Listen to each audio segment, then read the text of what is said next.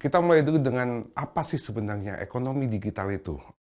Berdasarkan definisi oleh Amir Hatman, dia mengatakan bahwa sebuah virtual arena dalam sebuah bisnis yang mengedepankan sebuah nilai dan juga adanya transaksi dan juga hubungan melalui internet.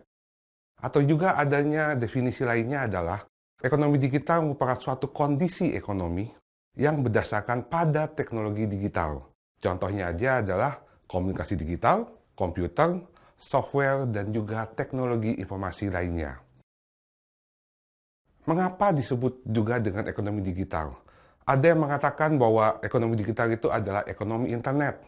Ada juga yang mengatakan sebagai ekonomi baru atau ekonomi web.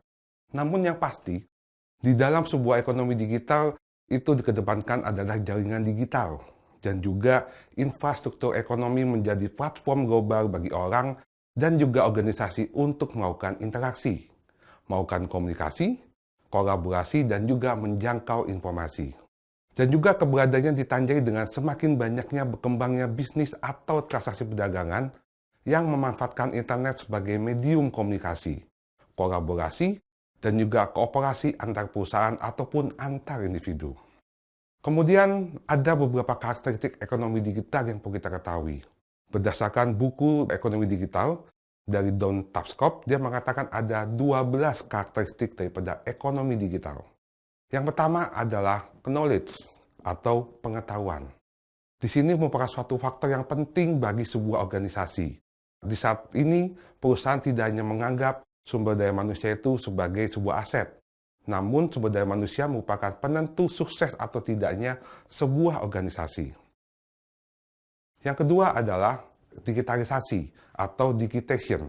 Digitation merupakan sebuah proses transformasi informasi dari berbagai bentuk menjadi format digital, yaitu 0 dan 1. Lanjut pada yang nomor 3, yaitu karakteristiknya adalah virtualization. Di sini, bisnis di dalam dunia nyata membutuhkan aset fisik semacam gedung ataupun produksi. Namun di dalam dunia maya, dikenal dengan istilah virtualisasi, yang memungkinkan seorang untuk memulai bisnisnya dengan perangkat sederhana dan dapat menjangkau seluruh calon pelanggan yang ada di dunia. Kemudian yang keempat adalah molecularization, yaitu organisasi yang akan bertahan dalam era ekonomi digital adalah yang berhasil menerapkan bentuk molekul. Bentuk molekul adalah sebuah istilah yaitu bagaimana perusahaan itu dapat beradaptasi dengan keadaan yang terjadi saat ini. Poin yang kelima adalah internet working. Di saat ini adalah kita membutuhkan yang namanya kolaborasi. Tidak ada perusahaan yang dapat bekerja sendiri-sendiri tanpa menjalin kerjasama dengan pihak lain. Itu adalah satu syarat untuk dapat berhasil di dalam dunia ekonomi digital. Poin keenam adalah disintermediasi, yaitu sebuah mediasi antara pembeli atau penjual, ataupun pemasok dan juga pelanggan.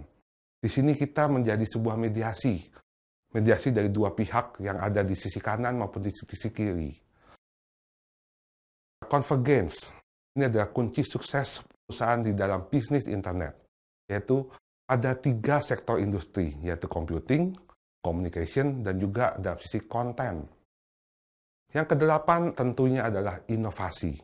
Perusahaan harus terus selalu melakukan inovasi sehingga dapat meningkatkan keunggulannya dibandingkan dengan perusahaan lainnya. Kemudian bentuk yang ke-9 adalah prosumption. Di sini adalah di dalam ekonomi digital, batasan antara konsumen dan produsen yang sama terlihat menjadi kabur. Karena bisa saja konsumen itu berubah menjadi sebuah produsen. Begitu pula sebaliknya. Sehingga kita bisa melihat bahwa dua fungsi produsen dan konsumen ini dapat bertukar secara cepat di dalam dunia internet. Kemudian yang ke-10 adalah imediasi. Di dalam dunia maya, pelanggan dihadapkan berbagai perusahaan yang menawarkan produk ataupun jasa yang sama. Di dalam memilih perusahaan, mereka hanya menggunakan 3 kata utama, yaitu cheaper, better, dan faster. Itu adalah 3 kata kunci perusahaan saat ini. Dan ingat, kalau kita kembali kepada bentuk inovasi, perusahaan harus selalu memberikan inovasi supaya apa? Supaya memiliki perbedaan dengan yang lainnya. Kemudian yang ke-11 adalah globalisasi. Esensi daripada globalisasi adalah runtuhnya batas ruang dan waktu. Yang terakhir ke-12 adalah discordance. Ciri khas terakhir dalam ekonomi digital adalah terjadinya fenomena perubahan struktur sosial dan juga budaya. Ini adalah sebagai dampak logis terjadinya perubahan sejumlah paradigma terkait dengan kehidupan sehari-hari. Demikian yang harus kita pahami mengenai konsep ekonomi digital. Bagi kita yang menjalankan perusahaan, atau bagi kita yang ingin membangun perusahaan, kita harus mengetahui bahwa kita sedang masuk dalam ekonomi digital dan bagaimana kita mempersiapkan diri untuk menghadapi ekonomi digital tersebut. Demikian sesi kali ini. Terima kasih.